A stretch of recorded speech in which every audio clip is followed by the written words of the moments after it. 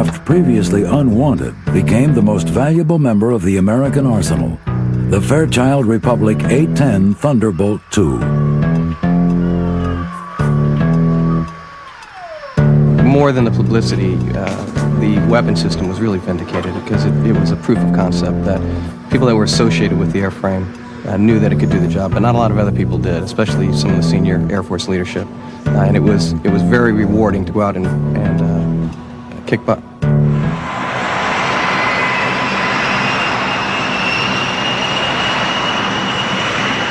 We probably took a lot of heat from all our friends in the Air Force and Navy and other airplanes because it's slow, it's ugly. You know, they like to rib us about that, but the reason it was so successful in the Gulf War is that it's not really about looks or about speed, it's about firepower. And the A-10 can really deliver a lot of ordnance in a very precise manner. The A-10 basically is a gun that they decided to make fly. The rate of fire of our gun is around 3,900 rounds per minute, or about 50 to 70 rounds per second as the gun comes up to speed. That does not sound like a machine gun. That sounds like a very unhappy lion or tiger or beast of some sort, because it has a roaring sound. When the time came to name this intimidating airplane, only one beast came to mind. Now, obviously, when the A-10 follows a long line of distinguished hogs, someone had to come up with a hog-like name for this airplane, and looking at it, the obvious hog-like name for an airplane that's this ugly would be the Warthog. I think its mission of ground attack brought on some of that. You know, it's down and dirty in the mud, like a warthog. After its rousing success in the Gulf War, few remain unfamiliar with America's Warthog. During the war, Hog pilots flew 8,100 sorties, destroyed more than half of the Iraqi armor and artillery, assisted in search and rescue missions, hunted Scuds, and often operated in the darkness of night. The airplane's remarkable durability and the hard work of Air Force pilots and mechanics enable the Warthog to operate with a mission capability rate of an astonishing 96%. And in a tribute to its toughness, only 6 of the 144 Warthogs deployed to the Gulf were lost. The Warthog is one of the most formidable airplanes in the history of aviation. Although this highly maneuverable airplane can carry a remarkable 16,000 pounds of mixed ordnance, it is the massive 30mm Avenger cannon which places the Warthog in a class of its own. The Avenger can fire 70 rounds a second and is the largest gun ever put into a fighter airplane, capable of killing tanks, trains, boats, or anything else that gets in its way. With an impressive mixture of agility, rugged toughness, and devastating firepower, the A-10 stands as one of the world's great planes.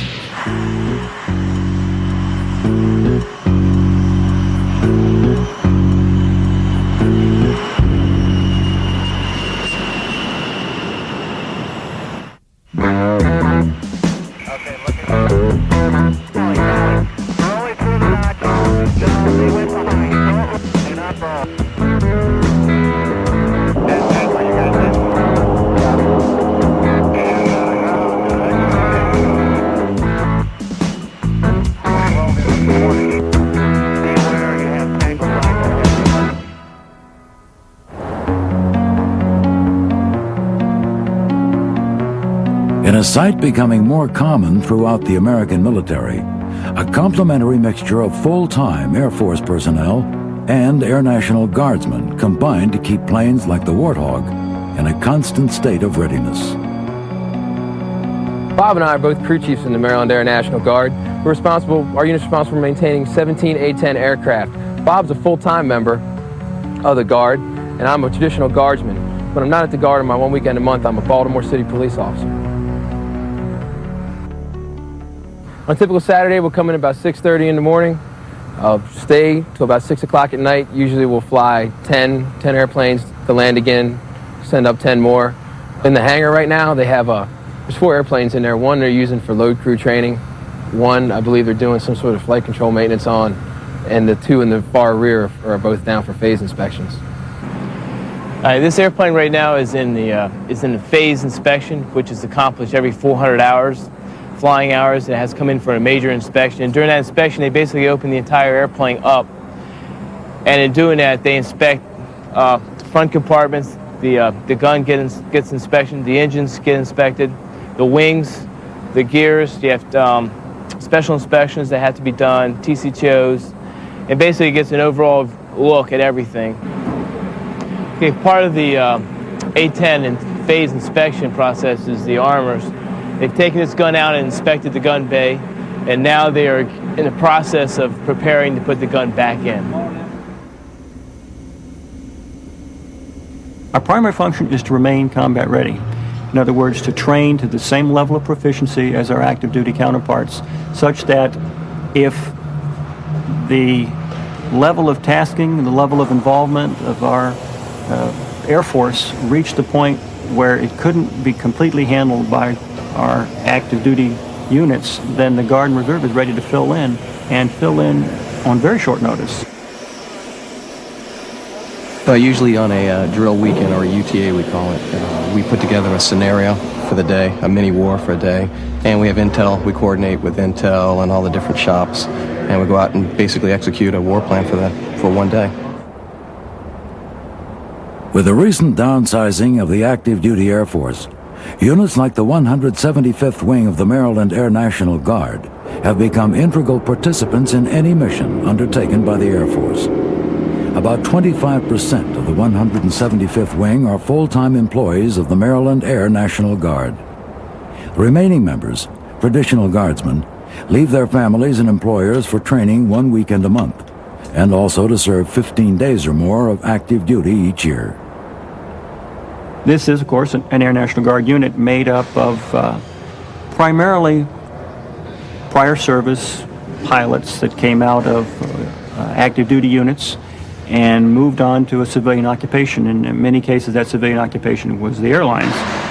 And they fly 2 aircraft now. They have their civilian jobs with their civilian airlines, and they come in on weekends and some oftentimes during the week to fly this airplane. Explain how that's happened.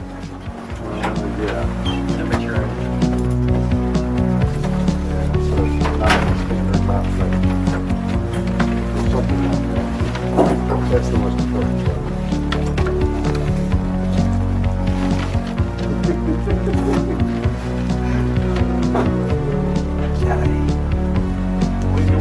No, see you around. Okay, have a good one. See you around.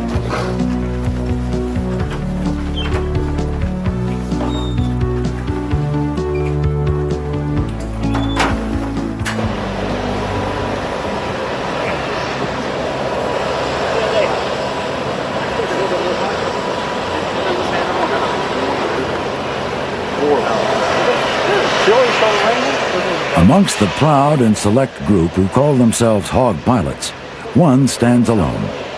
Lieutenant Colonel Ron Henry, who's been flying the airplane since its introduction into the Air Force, is the only hog pilot to have amassed more than 4,000 hours of flight time in the A-10. Nicknamed the Professor for his academic and meticulous approach to his job, Henry's invaluable experience and insight have helped countless younger pilots master their craft.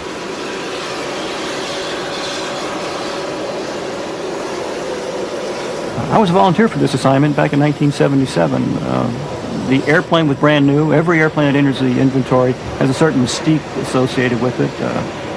And in 1977, the A-10 was introduced at Myrtle Beach Air Force Base, South Carolina. And the combination of Myrtle Beach Air Force Base and a brand new airframe made it the most desirable assignment in the United States Air Force in the late 70s. And there was no problem getting people to volunteer for this airplane. I can't understand why there ever would be. I have seen the airplane evolve over a period of 20 years. I started flying this airplane in 1977, and it's changed quite a bit. It was a very simple, austere airplane in its early days. It was designed that way, designed to cost very, very little. But the airplane has proved so survivable and so indestructible that the mission has evolved and the complexity of the airplane has increased over time. When we first started flying the airplane, We had basically 3 radios and a navigational receiver, and that's really all we had. We had no computers on board to help us guide the airplane or help us aim the weapons. Quite a bit of money's been spent on the airplane since its introduction to the fleet in terms of retrofitting the airplane. We now have a very capable air-to-ground computing system that helps us aim our weapons. Helps us aim not only the 30mm cannon, but also all the gravity weapons that fall off the bomb. Good enough to win the Air Force's biannual gunnery competition in 1991.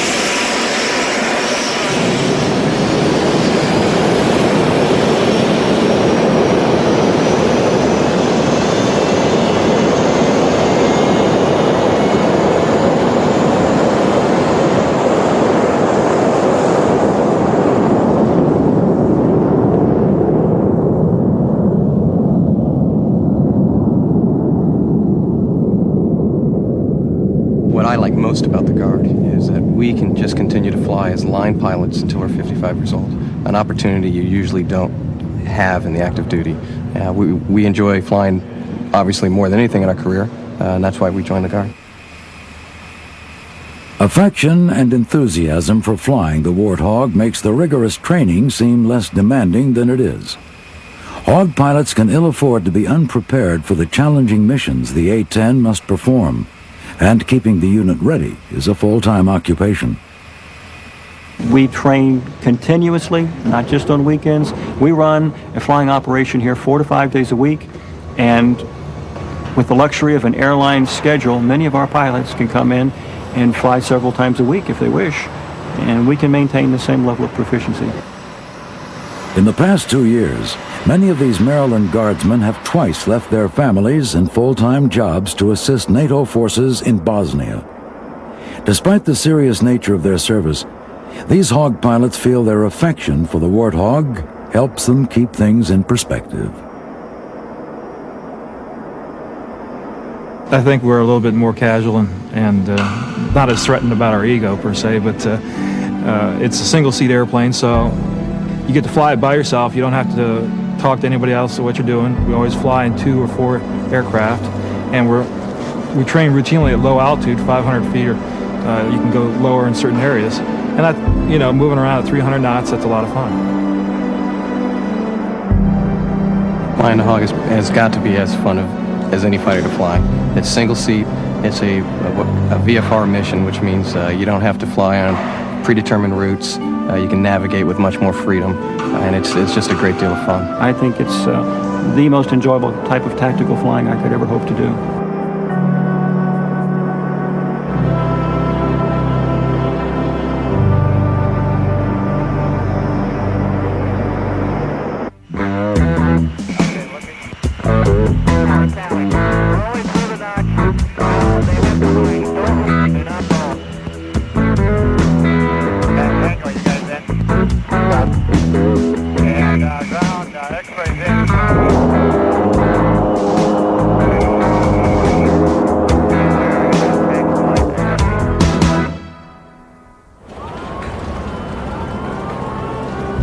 In January 1973, the Fairchild-Republic Corporation unveiled the airplane the Air Force and the Army desperately wanted, the A-10 Thunderbolt II. It was not a pretty sight, but it was exactly what the military needed. The conflict in Vietnam had painfully illustrated the need for a new aircraft to handle the difficult task of close air support, a role the A-10 was methodically designed to perform. This task is one of the most difficult in all of aviation. The Warthog must loiter around the battlefield while providing support for ground forces and destroying enemy tanks, vehicles, and artillery. And this job must be performed at low altitudes under heavy enemy fire.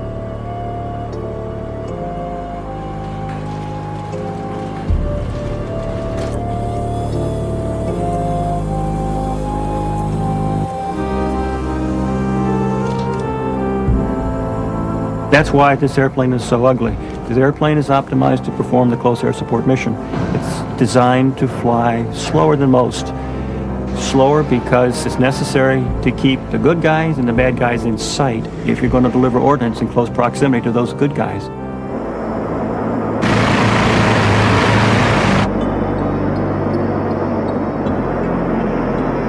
The A-10 evolved from lessons learned in Vietnam, but it was in reality designed to provide close air support in Europe.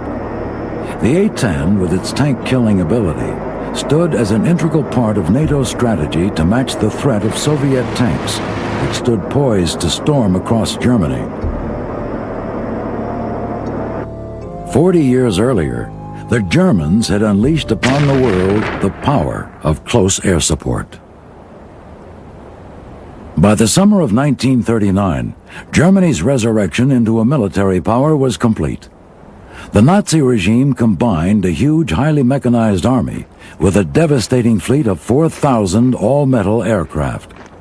Hitler's Air Force, the Luftwaffe, pushed the envelope of war into a terrifying new era. The strategy behind the design of the Luftwaffe was close air-to-ground support, a strategy unveiled with terrifying precision during the Nazis' invasion of Poland. In a pattern destined to be repeated throughout Europe, the Luftwaffe soared ahead of Hitler's highly mechanized army and pounded enemy troops, artillery, and aircraft. Within 10 months, Europe had collapsed into the iron fist of the Nazis, a testament to the brutal effectiveness of their military machine.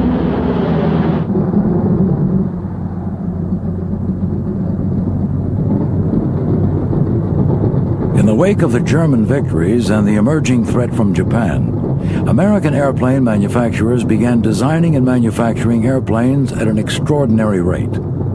Of all the American fighters from World War II, one simply stands alone: Republic's P-47 Thunderbolt. More than 15,600 P-47s were manufactured, more than any other Allied fighter from World War II.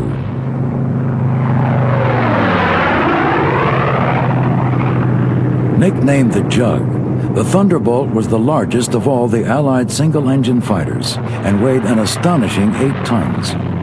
Armed with 850 caliber machine guns, the Thunderbolt presented a formidable force.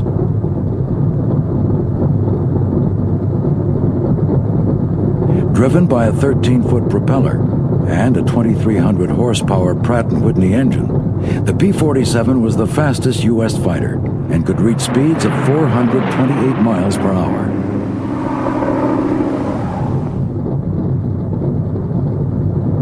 With a range of more than 1,000 miles and a cruising speed of 350 miles per hour, the P-47 starred throughout the war as an invaluable escort for bombers and as an integral support airplane for Allied ground forces. Along with planes like the North American P-51 Mustang, the P-47 provided vital Allied support for the Normandy invasion, repelling German troops and weaponry which defended the shores of France. Coordination of troop movements in sync with aerial support was crucial to the success of the Normandy invasion.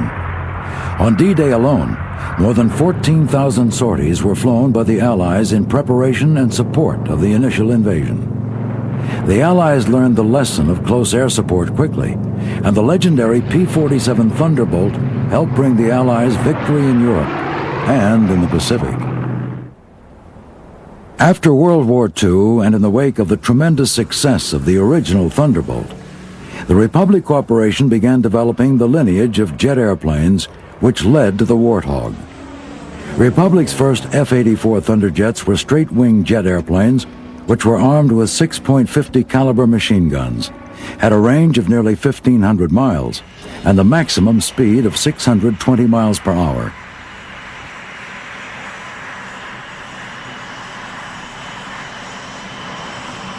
The first prototype flew in early 1946.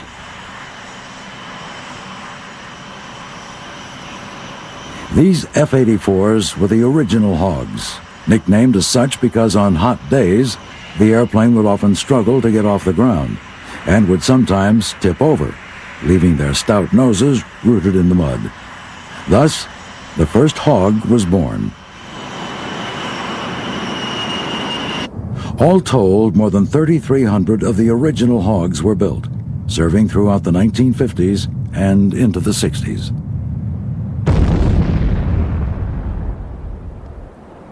Republic continually upgraded the Hog, and in 1952, they produced a swept-wing version, known as the F-84F Thunderstreak. The legacy of the Hogs continued when pilots christened the Super Hog. The Super Hog, capable of a speed of 685 miles per hour and a range of 1,650 miles, soon developed into an integral member of the U.S. Air Force. It could carry a variety of rockets and bombs, and Republic built more than 2,700 Super Hogs. The F-105 Thunder Chief, introduced in 1956, demonstrated that Republic was not going to rest easy after the success of the F-84, and it did not take long for the F-105 to be given a Hog name of its own.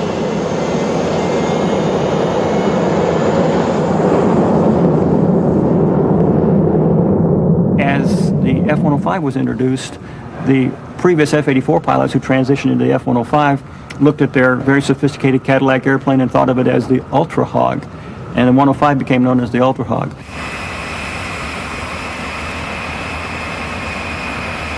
Capable of speeds in excess of 1,200 miles per hour and a range of 2,000 miles, the Ultra Hog demonstrated the rapid evolution of the jet from an imperfect machine to a sleek vehicle with power, range, and firepower.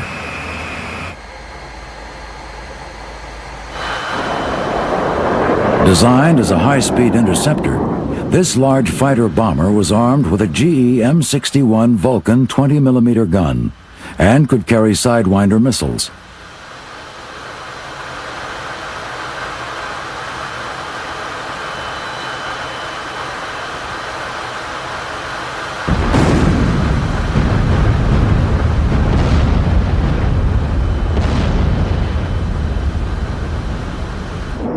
The Ultra Hog could also carry nuclear warheads in its bomb bay, and ultimately, nearly 900 F-105s were built.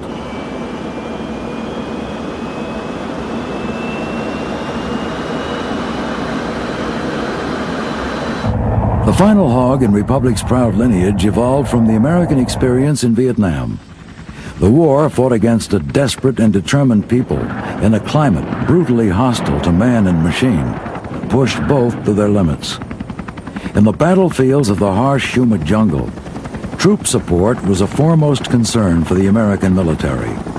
Helicopters quickly proved their merit in this role, and the Huey paved the way for armed close air support.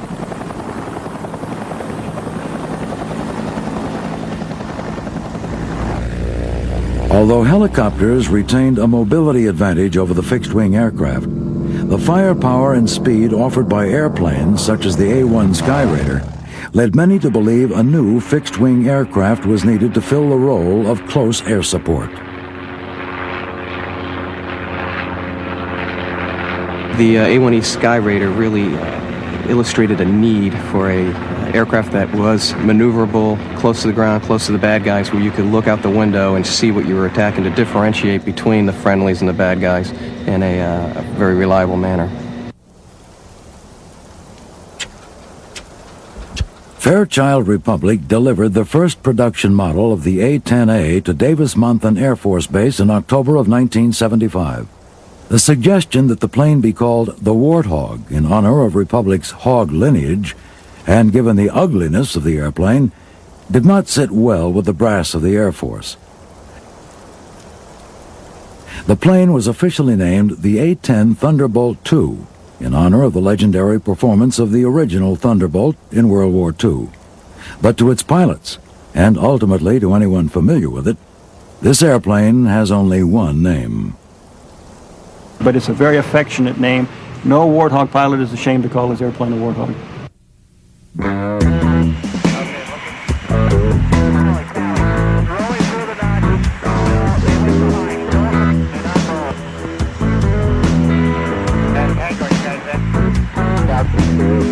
And ground, expect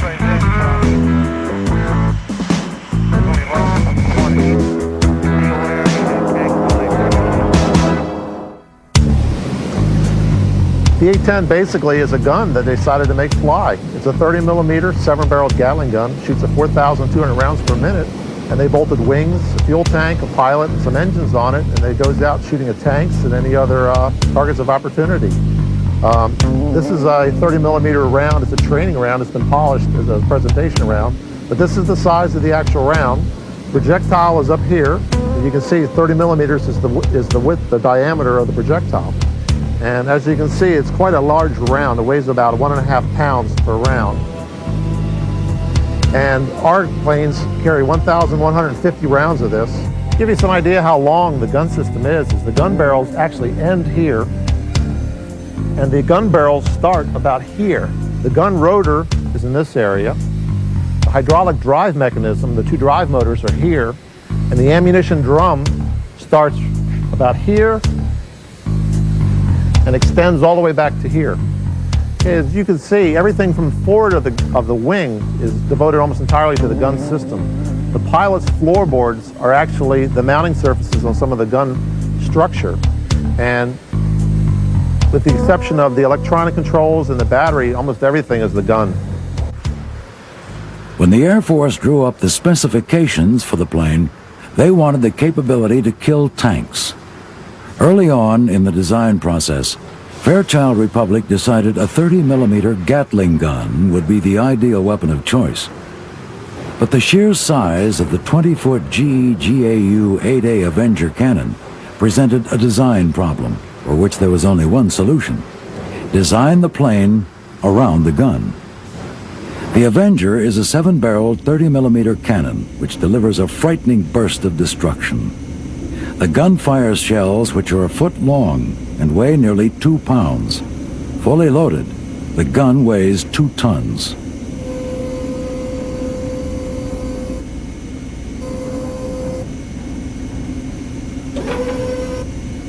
Well, the gun's a 30 millimeter. It's the largest gun, in an airplane.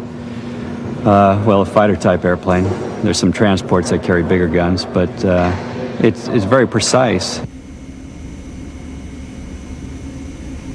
Such precision allows Hawk pilots to hit targets up to 2 miles away, and with a muzzle velocity of 3,450 feet per second, the gun can fire an average of nearly 70 rounds per second. One shot can destroy a tank.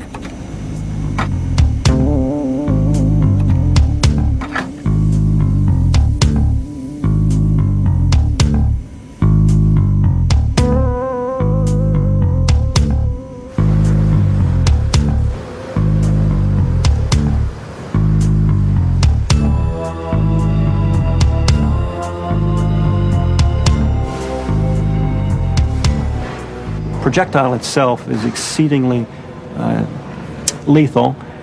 In its anti-armor form, the armor-piercing incendiary, a very small slug of depleted uranium is actually what's delivered on target. And it strikes the target with almost 12 times the kinetic energy of its predecessor 20 millimeter round. Even though it's only 50% larger in linear dimension, it has 12 times the kinetic energy of a target.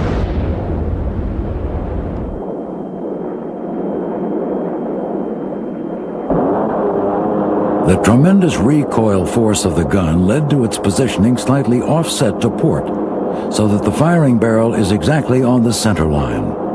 This avoids the problem of asymmetric recoil forces. It produces as much recoil as the engines produce in forward thrust.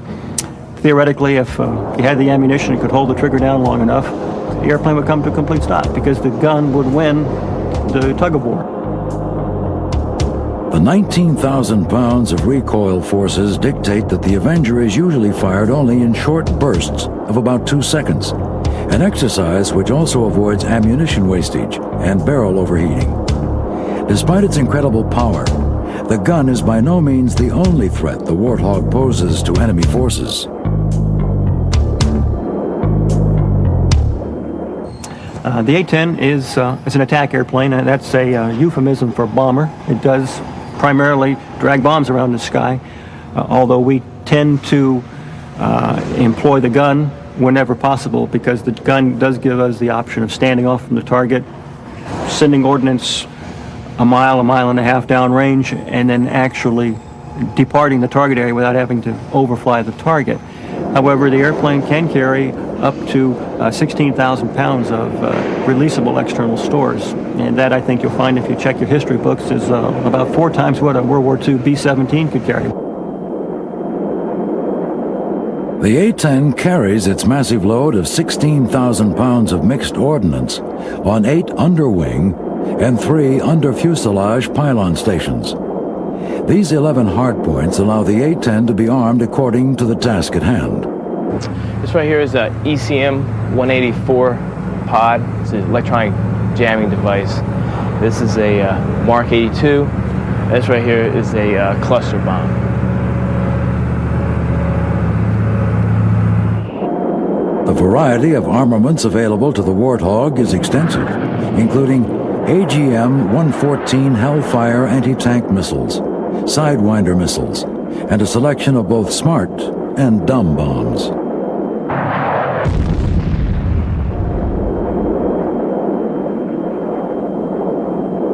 Although we carry dumb bombs or unguided bombs, we have a state-of-the-art delivery system. It's called CCIP, Consciously Computed Impact Point. And what that allows us to do is it allows us to deliver stupid bombs or dumb bombs with great precision. But the typical combat loadout of the airplane then would include the 30-millimeter cannon and almost 1,200 rounds of 30-millimeter ammunition, plus 6 bombs, an assortment of Maverick missiles, the air-to-air missile, which we carry, the AIM-9 Sidewinder missile, which we carry for self-defense.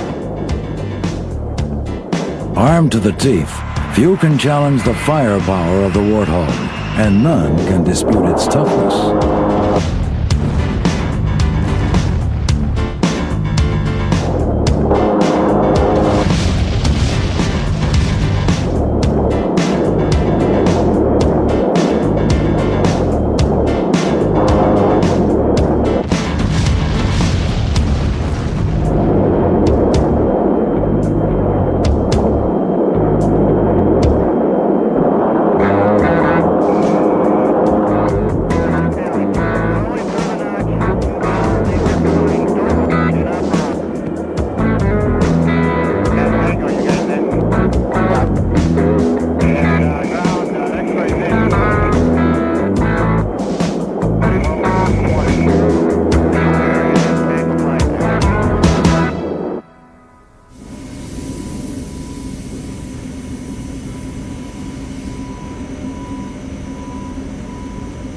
The airplane, has often been said, and more often as a form of criticism rather than praise, that this is the only airplane that the Air Force ever bought that was designed to take hits, not avoid hits. And it's quite true.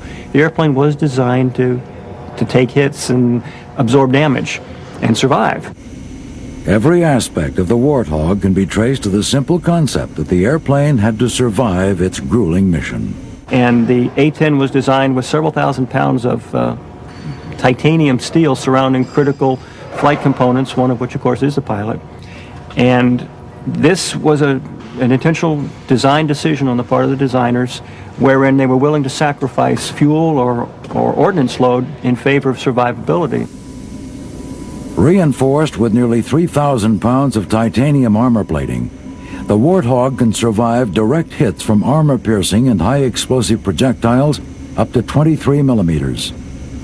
1,200 pounds of the titanium surrounds the cockpit, enveloping the pilot in what is commonly referred to as a titanium bathtub. This bathtub of 1.5-inch armor gives Hog pilots added security as they undertake their dangerous missions.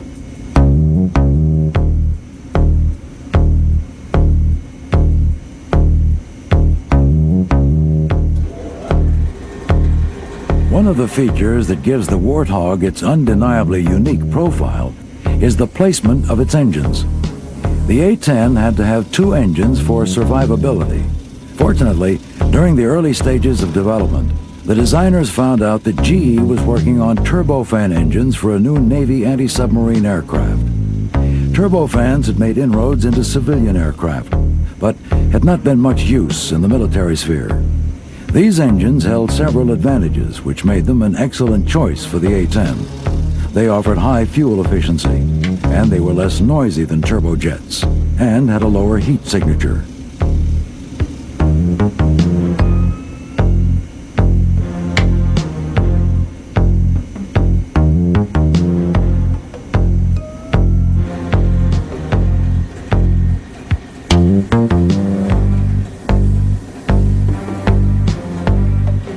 Once the designers chose the type of engine, another issue arose: where to put them.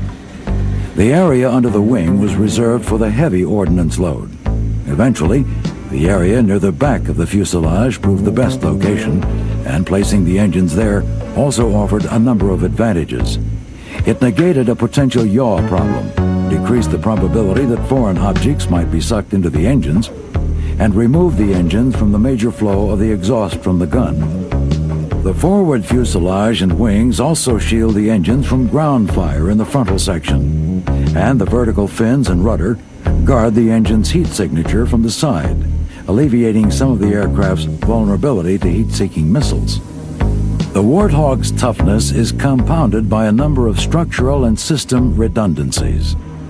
The dual redundancy of the hydraulic flight control systems is also backed up by a manual system.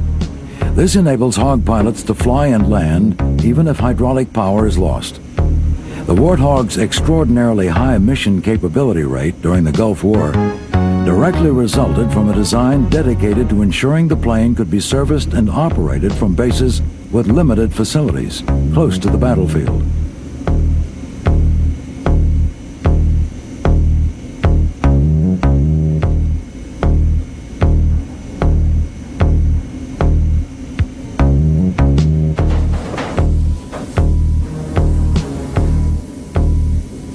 Many of the A-10's parts, including the engines, main landing gear, tails, and vertical stabilizers, are interchangeable left to right.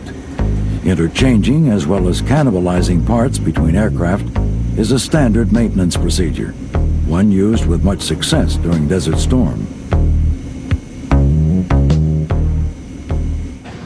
The shape of the airplane, the fact that it's battlefield repairable with very simple surfaces, was all built into the airplane because the designers realized this airplane's probably going to take a hit. The mission of the Warthog is such that hits are inevitable, and there have been and will be instances when the pilot must abandon his hog to save himself. I'm the life support superintendent here at the Maryland International Guard, and part of my job is to ensure that pilots can remain safe while flying, but also in case of an emergency they have to eject, that we supply them with survival gear to ensure their survivability on the ground. And part of that gear that we would pack in their kits is provided here on the board behind me on display. And a couple of those items, first, outside of a large kit, we have two small kits that are contained inside. And inside these small kits would be the items that we have shown on the wall. And let me point a couple of those out. Obviously, we have the mittens and socks, both of wool, used for wintertime warmth, obviously not a problem now. We've got your knife, which is one of your basic utensils in survival. And we have a container to hold water. Water is one of your primary needs in a survival situation. And we do supply many packets of the flexible drinking water there with them. We do have food, but that is not as important as water. We also have, probably getting into the most regarding rescue, would be the flares, which we have the handheld launching flares. We have other flares here to direct rescue aircraft in to pick up that pilot. And as soon as that pilot would eject and hit the ground, his survival radio. Very important to talk to other aircraft in the air to let them know what his situation is, and also to talk to rescue to direct them to his location. Part of the A-10's mission is to fly low to the ground to give close air support to the troops there. So naturally this is going to put them in harm's way and leave them open to gunfire, missiles, and so forth. So the A-10 pilot probably finds himself in more jeopardy than the fast flyers flying at much higher altitudes. It's important that these items be there. Now, it's something that a part of our training, or a lot of our time is spent in training the pilot for something he may never need. However, should he need it, He needs to know that it is there and it will work, and fortunately could save his life.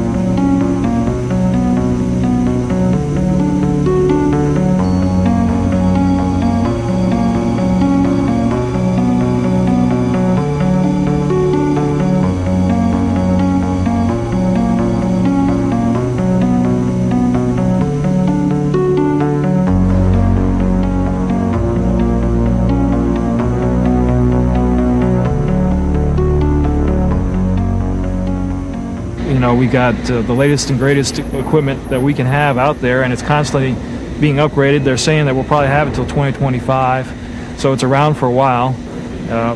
Most of ours are 78, 79 version models out here, so that's a pretty good long time for an airplane to be in service, and it's constantly being modified, and it's got a lot of capability.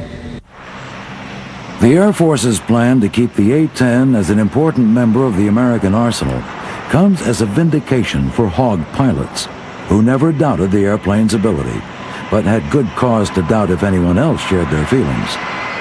Unproven in battle, much of the Air Force brass did not think of the Warthog as an integral part of the post-Cold War strategy until the winds of war swept across the deserts of Kuwait.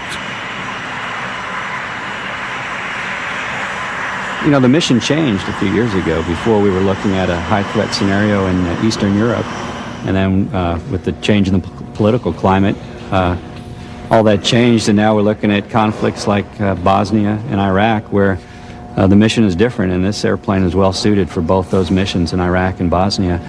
Many doubted whether the Warthog could adapt to the new missions of the post-Cold War era. But the Warthog rose to the challenge, and during the Gulf War, served brilliantly in a variety of roles.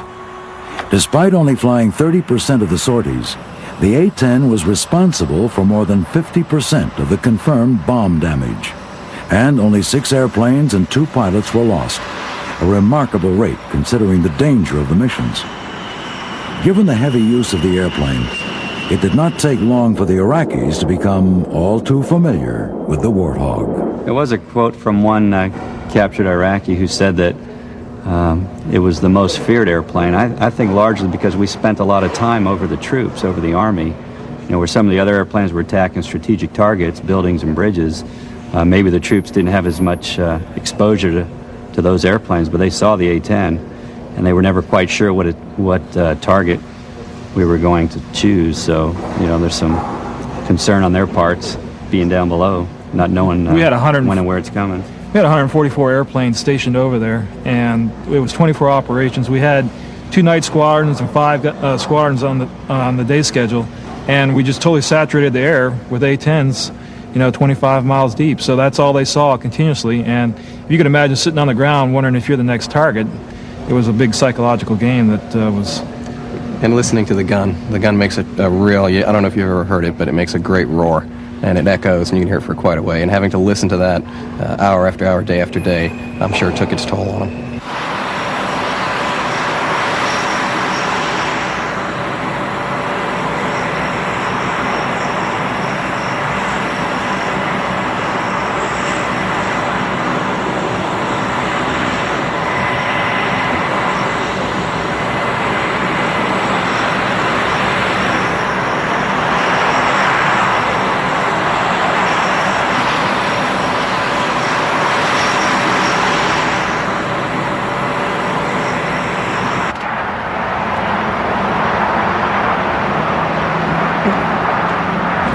Since the Gulf, the major change to the A-10 has been night vision goggles. They've redone all of our instrument panels and consoles to make it night vision compatible. So now pretty much we do everything we did in the Gulf at day at night now, which is pretty much double the capabilities of the airplane.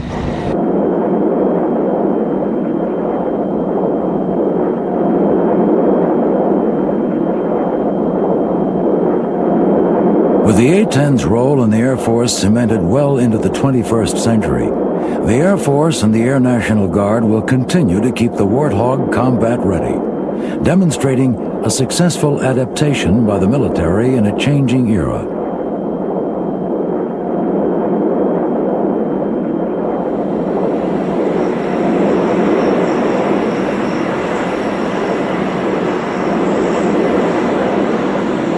Units such as the 175th Fighter Group must remain ready to take the Warthog wherever it may be needed, and must be ready to serve side by side with the active duty units. So far, they've done so without exception. We have, in recent months, undertaken the same tasking that our active duty squadrons have undertaken. We have been to the European theater to support the operation in Bosnia, over Bosnia. We had Guard units deployed to the Persian Gulf and performed admirably. I mean, there was little to no difference between, I must brag to some extent, there was no difference between their performance and the performance of the active duty units there.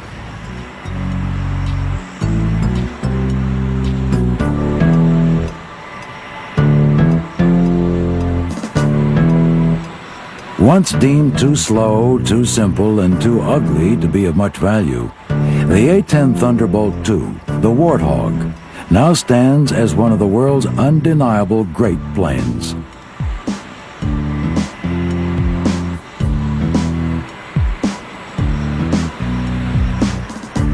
Its outstanding maneuverability, deadly firepower, and legendary toughness are testaments to a successful design concept.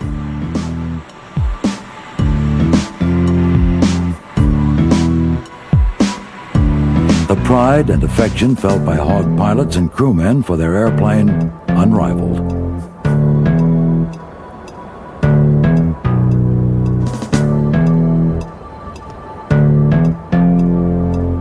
For these soldiers, it was merely a matter of time before the world recognized the greatness of the extraordinary airplane with the unforgettable name, the Warthog.